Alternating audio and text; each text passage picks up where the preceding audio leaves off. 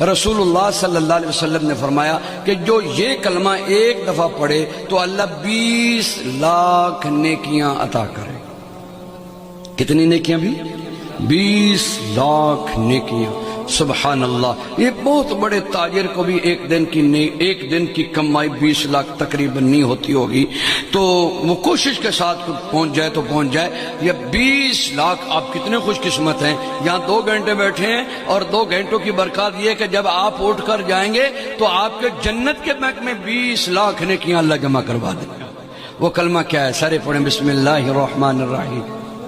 لا الہ الا اللہ وحدہ لا شریک لہ احدا صمدا لم یلد ولم یولد ولم یکن لہ کفوا احد۔